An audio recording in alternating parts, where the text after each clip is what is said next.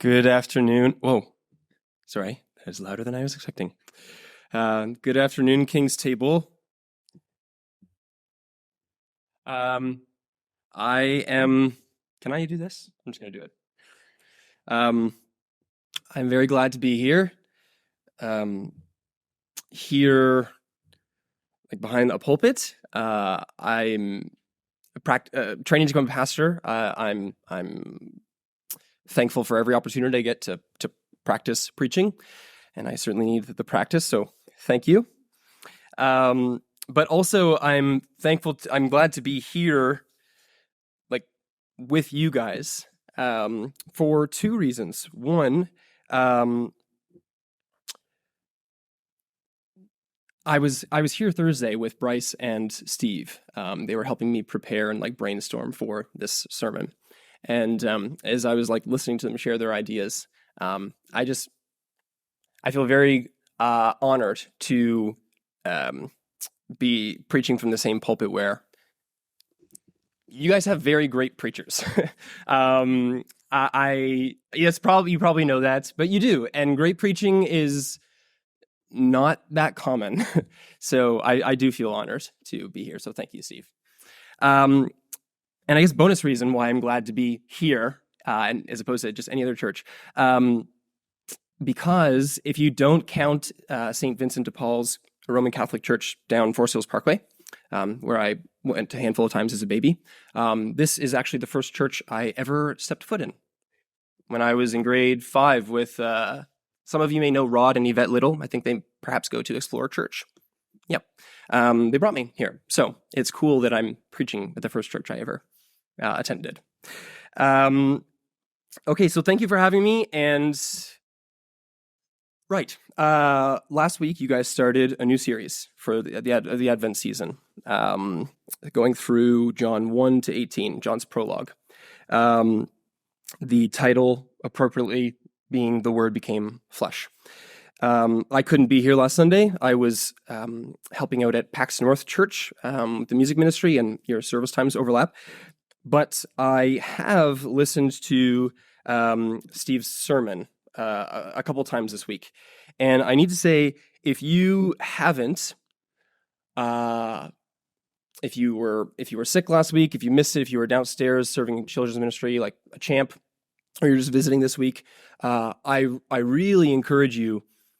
I urge you to go back and listen to it. Go on their website, go on their Spotify or their Apple Podcasts page, and listen to last week's sermon, because this sermon and every sermon for the rest of the series is building on the foundation that Steve laid last week, which is a particularly important foundation.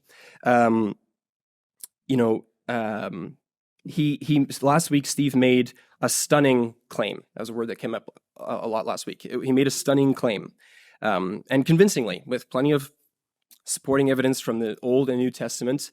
The claim that when John in verses 1 to 3 is talking about the Word, that he's referring to Jesus Christ, like Jesus of Nazareth, the man, and Jesus is the Word. And that also happens to be like the central claim of Christianity, right? I'm not sure if anyone here is not a Christian and didn't know that, but forget for a minute that we Christians claim that he was born of a virgin, or that he worked miracles, or that he rose from the grave. The really, if you're going to label Christianity ridiculous, the really ridiculous claim is that we claim that this man who was, spent 9 months in utero, who got weary and ate food and was nailed to a cross in his 30s, we claim that man is God. And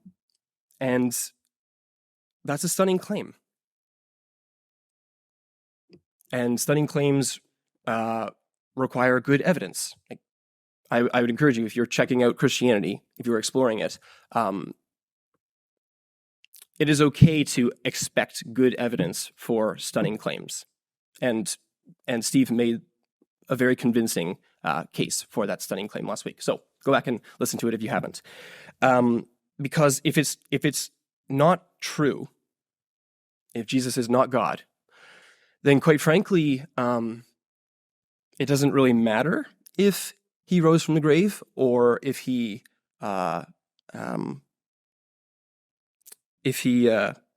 worked miracles or not, because as a mere man, his life isn't valuable enough, his death isn't costly enough to pay the debt for all of my sin or your sin, or isn't worth enough to ransom the lives of all the millions of people who believe in him. Which means on Judgment Day, Christians will be in no better position than the atheist. I will still have to pay for my own sins myself, which will mean hell. That is the price. I forget who said it, but a theologian once said, outside of Christ, God is terrible. And I find that very chilling, but inescapably true. So this week, today, now with verses 4 to 9, and let me read them again, if you don't mind. In him, at this point, we know him is the Word, and Steve made the case last week, the Word is Jesus Christ. In him was life, and that life was the light of men. That light shines in the darkness, and yet the darkness did not overcome it. There was a man sent from God whose name was John. He came as a witness to testify about the light, so that all might believe through him. He was not the light, but he came to testify about the light. The true light that gives light to everyone was coming into the world.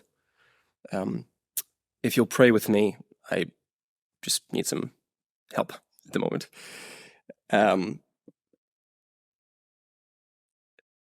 Father, please help me.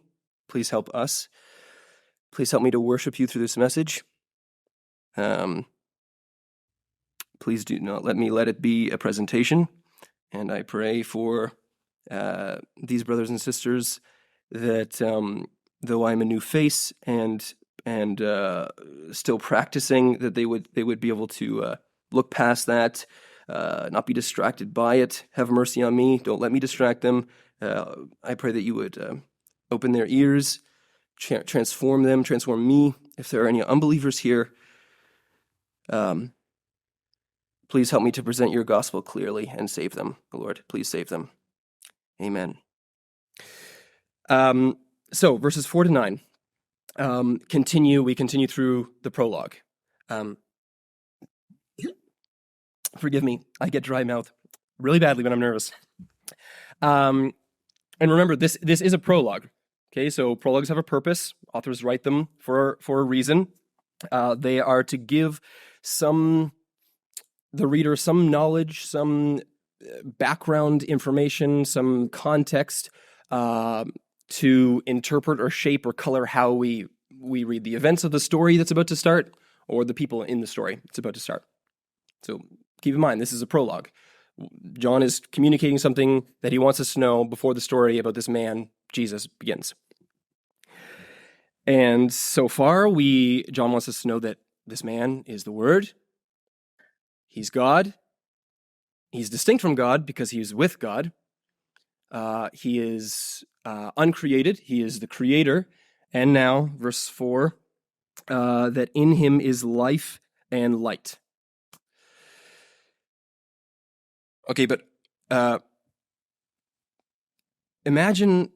to imagine that this is your first time, that you've never read the Gospel of John before. And you see all these obvious parallels to Genesis 1. You've read Genesis 1, you've never read the New Testament. Let's say you're a Jew in the first century. You see all these obvious parallels to Genesis 1, and you're thinking, okay, I'm tracking. John is John is taking me back to Genesis 1. So when he says that Jesus is life, he means life that began at creation. As in, like, is there life on other planets? That kind of life. Jesus has the power to create life. That's what he's talking about. When John says light, when he uses the word light here, or darkness, he means Jesus, since we're in the world of Genesis 1, and I've read Genesis 1, that must mean that Jesus is the source of light, like the light that shone on the first day of creation. That's what it means for Jesus to be light. And the darkness that's just the darkness that was there before the light shone. Okay, I get what light means. I get what darkness means. I get what life means. Cool. Well, if there was ever a good example of the value of rereading a book, this would be it. Because you come to these verses after reading through the gospel the first time, and now you realize, wait a minute, throughout the gospel, normally when John uses the word life, he isn't really referring to like life as in like creation, like a newborn baby, or is there life on other planets? He mainly uses it to refer to resurrection life, or eternal life, or a spiritual life. That colors how I see this word life now. You see that when he uses the word light, he normally isn't referring to the light that you see when you open your fridge, or when the sun rises, or the light on the first day when God made the first light.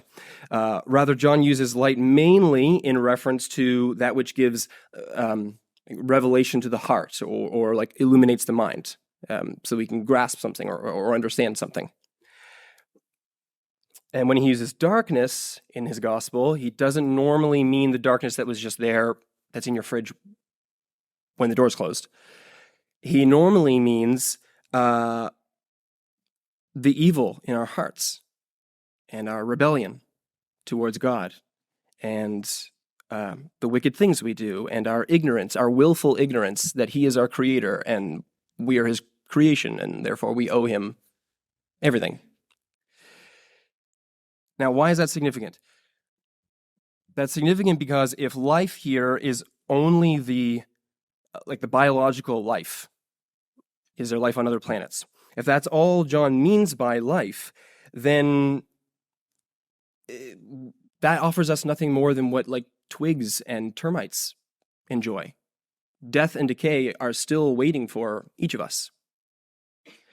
And that gnawing sense that we all sometimes get, that is the totality of my life just 90 some odd years of struggle and sweat, and then I die and then nothing? It can't be that. Well, yeah, if life is all if that's all that life means, that actually is correct. That's a good intuition. If light and darkness in these verses only mean, behind the fridge door, and then you open the fridge door and the light is on, then there's no moral light in the world by which to know what is good and true, or evil and wrong. And there's nothing to light to show us how to get to God, or if there's even a path to get to God. There's no light like that. There's just this kind of light. And this afternoon, very simply, I want us to see that in Jesus Christ there is life, eternal life, spiritual life, abundant life.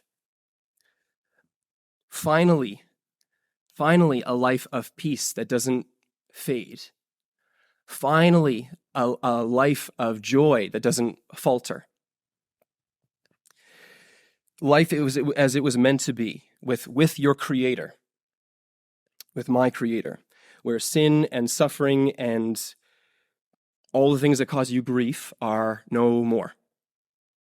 I want you to see that Jesus is light, that in him is light. light pure enough that you will never be led astray, but always to what is good and true and beautiful. Light that is bright enough to reach you no matter how far off his path you've gotten yourself, or how dark your life has gotten lately. You can go back up. Thanks, Dustin. And I want you to see that Jesus Christ is the sunshine of the Christian's life. If you're here and you're not a Christian, he really is our everything. Like all the millions of love songs in the world, take them, put them all together, all the affections they communicate, add another million to them, and that's who Jesus is to the Christian. He is our perfect peace. And I just want to ask, if you're here and not a Christian, doesn't that sound wonderful? Would you like to have that? I want you to have that. We want you to have that. To never die, to be at peace no matter what comes your way. It seems like superpowers. To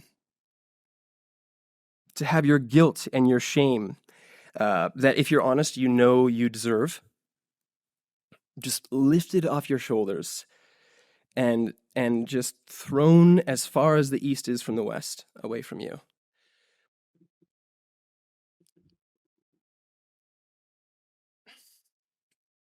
Or does that just sound like a sales pitch? Does that sound too good to be true? Does that sound like a fairy tale? Does it make you angry that people would believe such a ridiculous, juvenile thing? But also, yeah, if only that could be true. Yesterday my housemate and I, Adam, I live with a couple from my church, Adam and Holly. We helped our neighbor, Suzanne. She's an elderly lady. We helped her move a mattress and a box spring down from her bedroom to the curb. Her husband died this week. And Suzanne's an agnostic.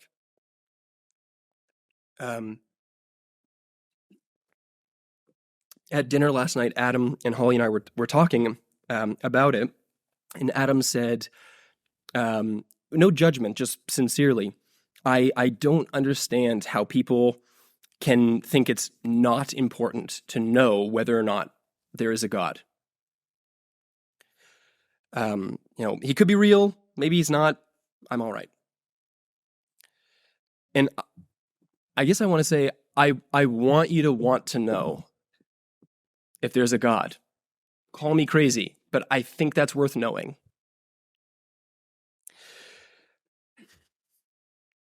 We're going to spend most of our time together reflecting on what it means that Jesus is the life and that he is the light of mankind that darkness can't overcome. Or understand. That word overcome can also be translated as understand. But before we do, it's worth pausing here for a few minutes to consider verse 6. To consider what ordinary, scruffy, camel hair wearing, locust eating John the Baptist is doing in the middle of a prologue about Jesus Christ.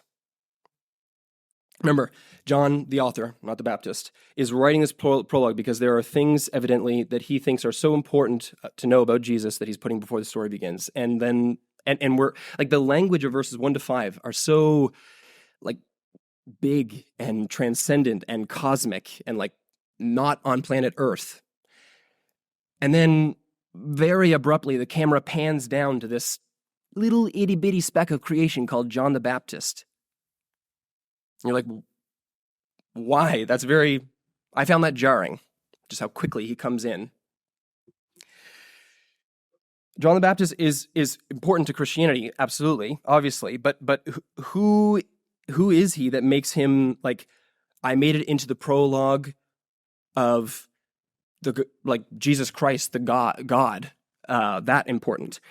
Well, this might seem obvious, but there are a few things that we can say about him. One, he is not the light. There's a man sent from God whose name was John. He came as a witness to testify about the light. Verse 8, he was not the light. He was just a witness. His role was to testify about the light. And he was very content with his role. By the way, John had a supporting role. The story was not about him. He was just a supporting character. His life was not about him. And some of us need to hear that. I needed to hear that this week. That wasn't my observation. I'm not that clever. Bryce saw that and gave that to me for free, so you can thank him. And I needed to hear that. I am not the light of my world. I'm not the light of anyone's world. I don't have the light in me. You know, no matter what Disney tells you, you do not have the light in you. And you are not the main character in your story. Christians we are all supporting characters in a story that is greater than us, about a character who is greater than us. And our role is just to be a witness. And so I ask rhetorically, please don't shout an answer out, but I just want to ask, how are you doing at your role? Are you a good witness? If you were accused and put on trial tomorrow if you were accused of being a Christian and put on trial, would there be enough evidence to convict you?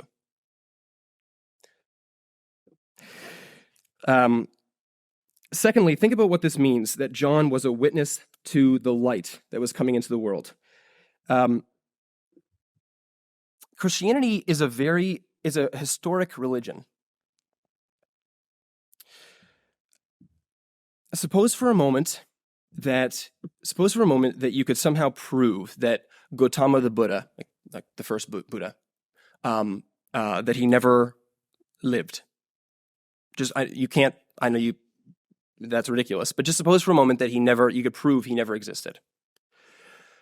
You wouldn't destroy Buddhism, because Buddhism doesn't hang on Gautama the Buddha having existed. It's not really about him, the man, per se. Or try Hinduism.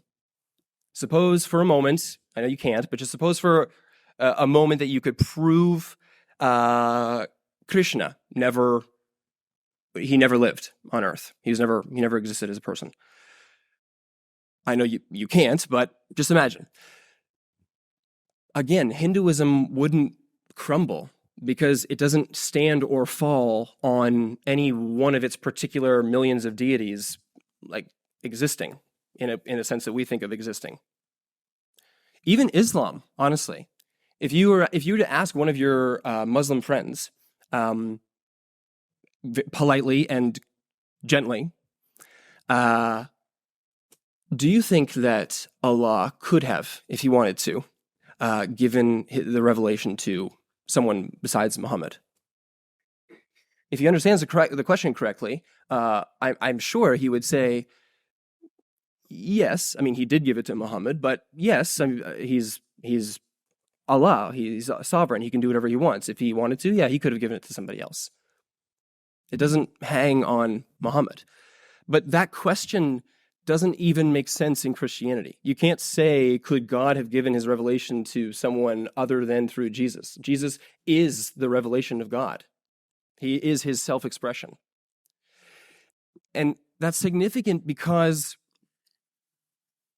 this means that Christianity, that God, his self-expression became flesh and blood that you could touch and see and smell. That makes Christianity inherently witnessable. I know I just made up that word, but or testifiable or provable or not. Right?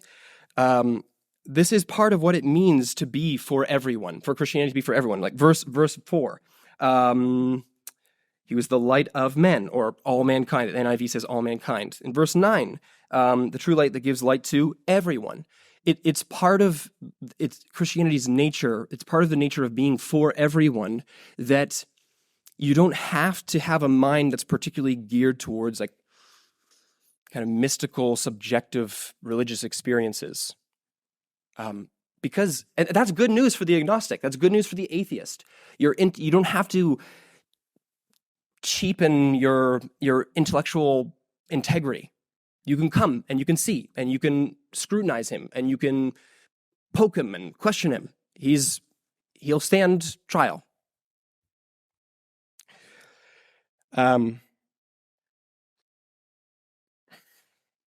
However, I know that most of you are not there. You're not doubting that God exists. In fact, I'm sure most of us here are believers. Okay, and which is wonderful, by the way.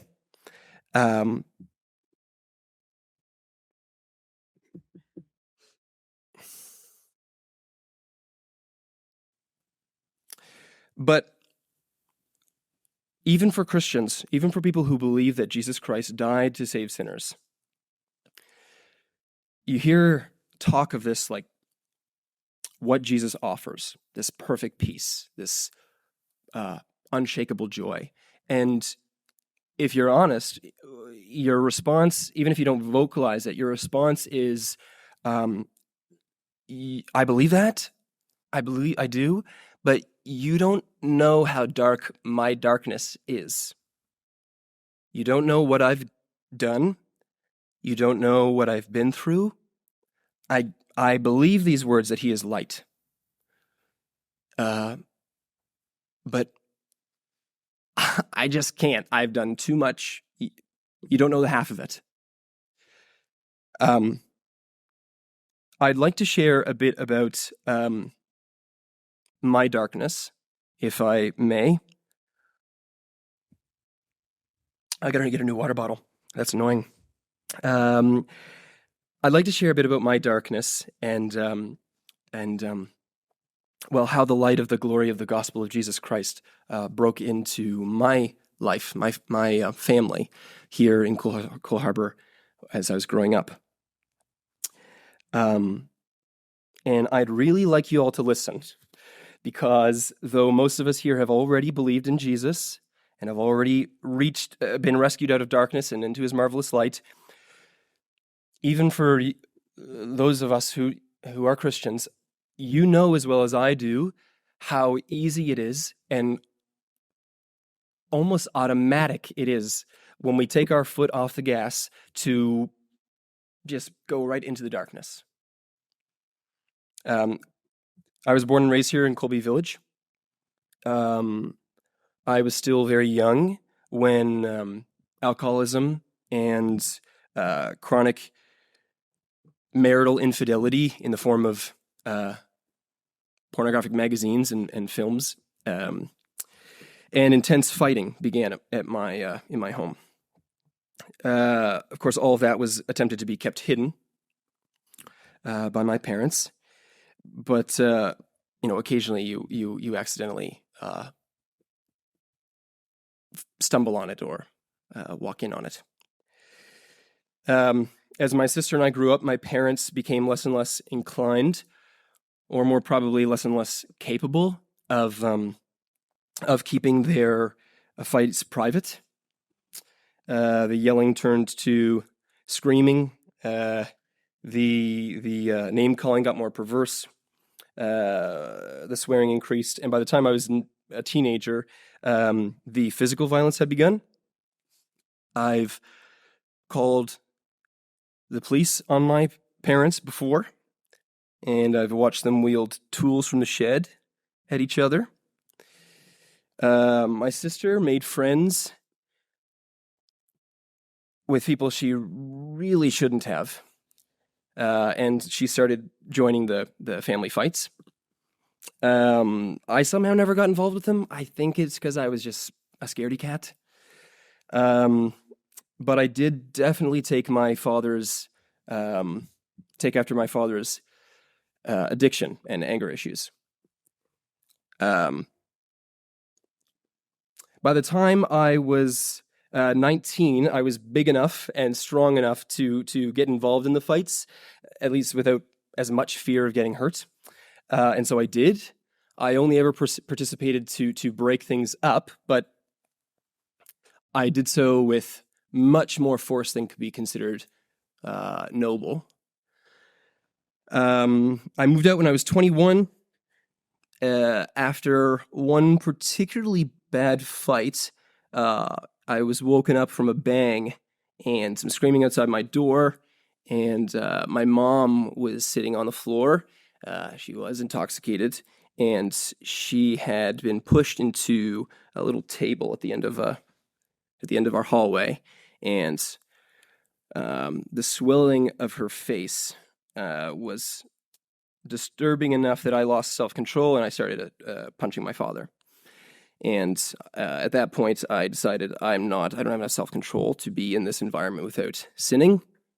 And so I left. And I share that with you, if you can believe me, not for shock value. I don't share it to get pity. I don't share it to get points in the competition for who's had the worst life. And isn't it sick that we do that, by the way? I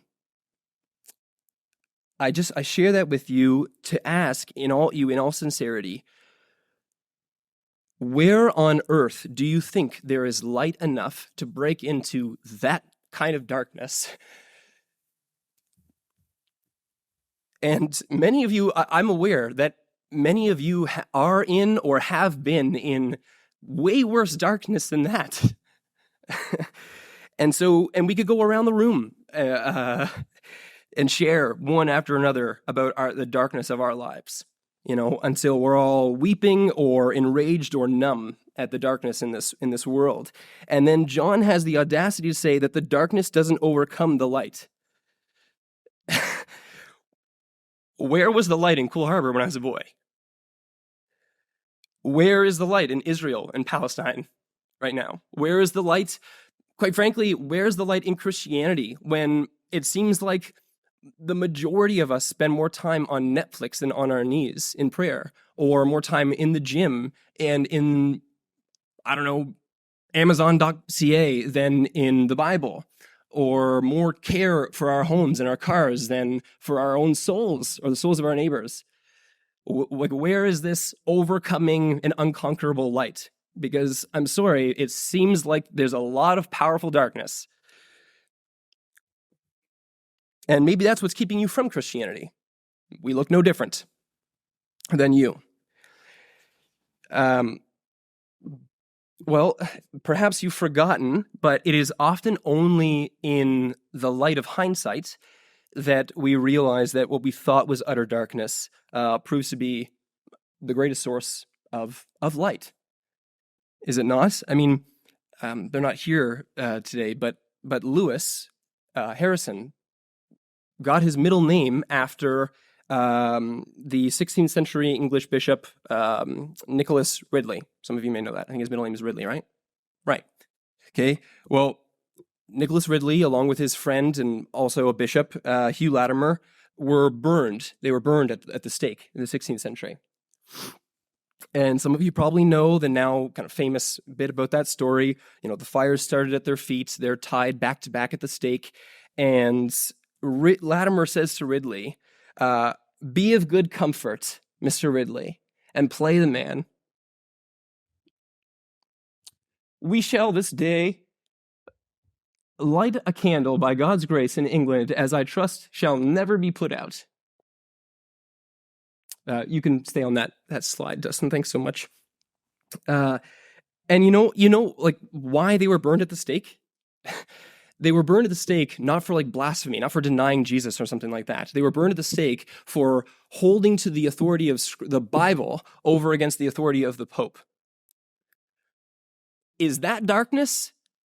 Like the church, the very people who are responsible for bringing people to Jesus Christ, are burning people it's but of course the darkness of that moment not only produced quite literally from the fires a light, but also a light in England that spurred people by the thousands to come to faith. And doesn't that sound familiar? Is not the darkest day in history a perfect example of this very point? Like, as dark as my childhood was, as dark as your life might be, or has been, or will be, as dark as it is in the 16th century in England, as dark as it is in Palestine and Israel, or the Ukraine and Russia, that is nothing compared to the darkest day in history when Jesus Christ, the only truly innocent person who ever lived, was murdered by the very people he came to save. And here, I couldn't hope to say it better than Isaac Watts did in his hymn, one of my favorite hymns, "Alas, and did my Savior bleed? Well might the sun in darkness hide and shut its glories in, when Christ the mighty Maker died for his own creature's sin."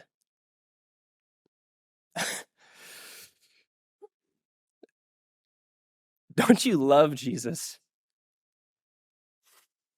For sinners like us, like, how could you not?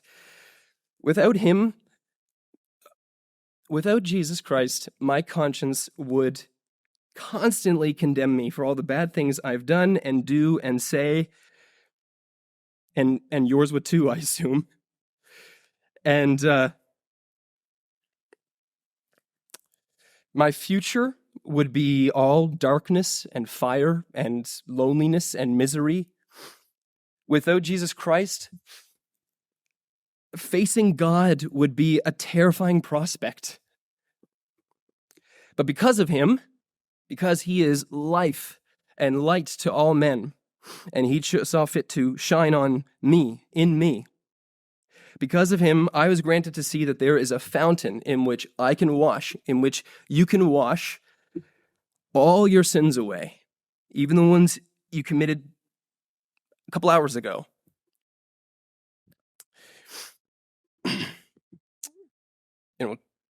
To be sure, I have not arrived. I tell this story of the darkness of my childhood and the anger problems and no. Please don't hear me saying that I've arrived. I'm not immune at this point to the temptations of anger. I still battle with lust, with pride, fear of man.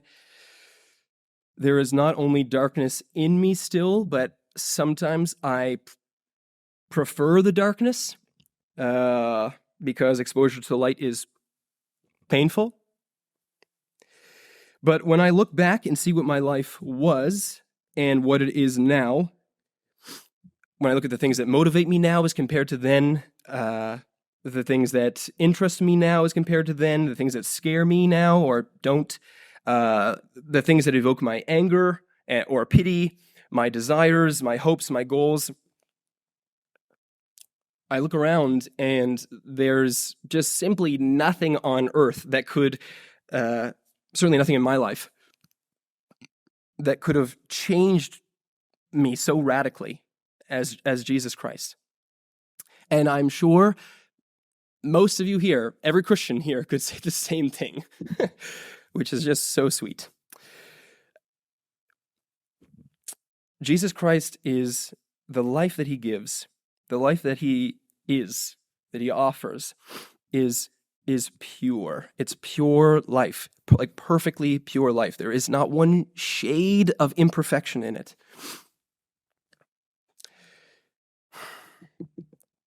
I'm not where I want to be. You've probably heard this. I'm not where I want to be. I'm not where I should be, but I'm not where I was.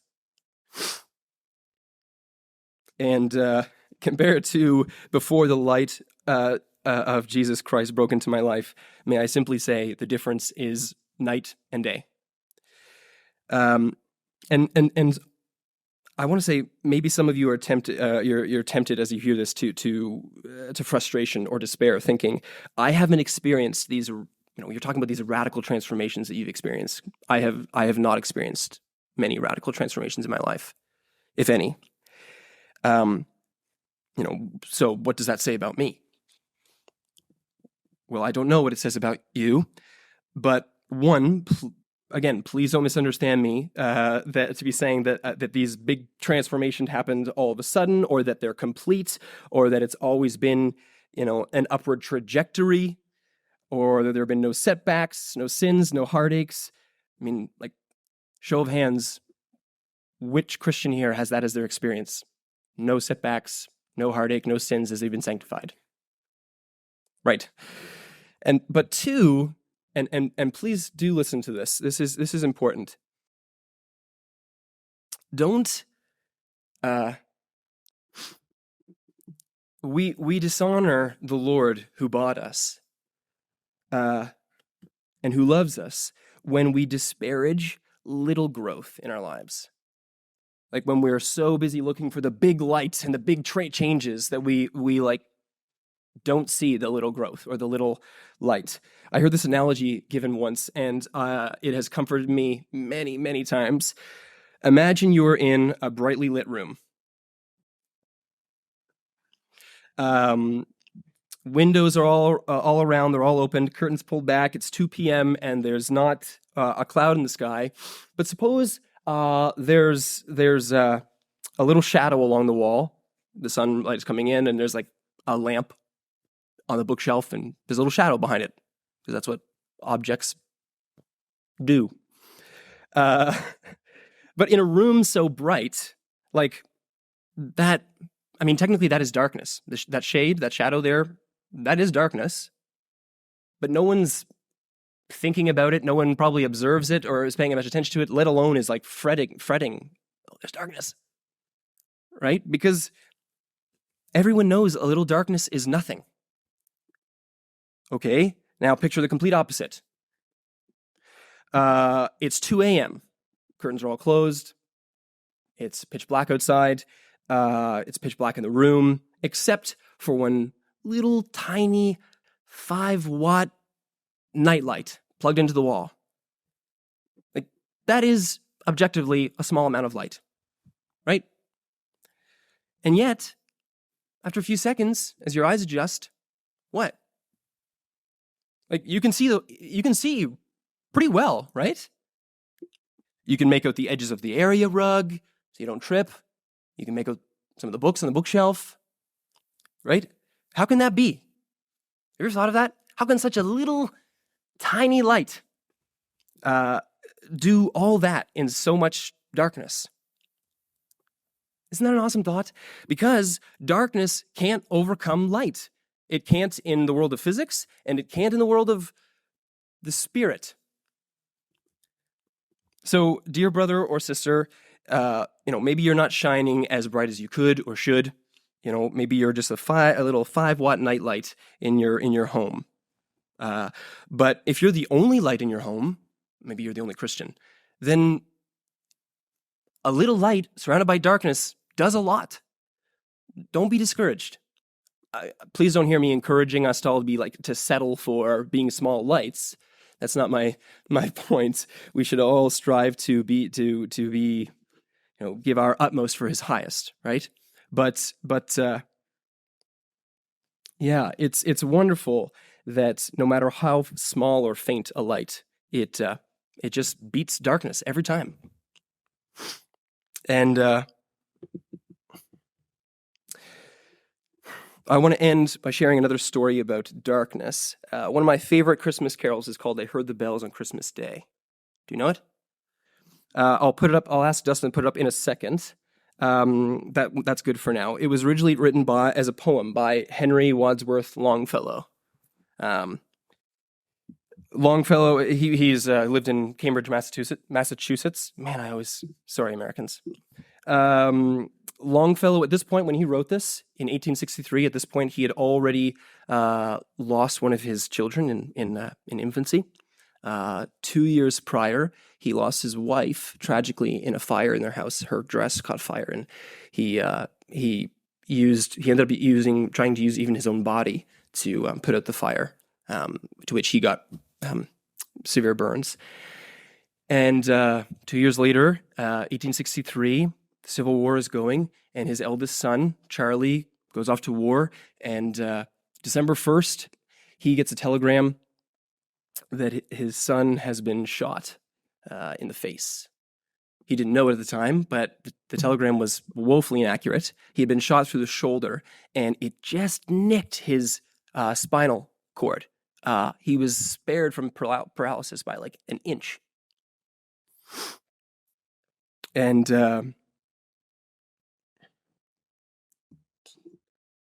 on December 25th, he wrote this. This poem. He wrote it.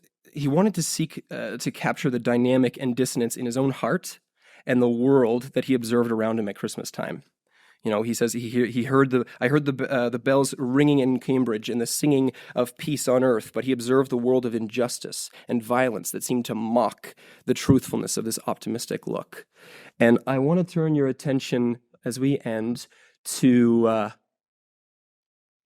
verse 4. Then pealed the bells more loud and deep. God is not dead, nor doth he sleep. The wrong shall fail, the right prevail. We could say the dark shall fail, the light prevail, with peace on earth, goodwill to men. So I want to encourage you, whether you are a Christian or not, everyone loves light. It's precious. It gives warmth. It gives comfort. It's a balm to depression. It purifies. It cleans. It gives strength to Superman. Right? It heals. It illuminates. And how much more are all those things about Jesus Christ? And so I guess I just want to lastly say, he holds all that out to you, lovingly. Why won't you come to him? What cheap plastic pleasure is keeping you? What darkness are you unwilling to be exposed to in his light?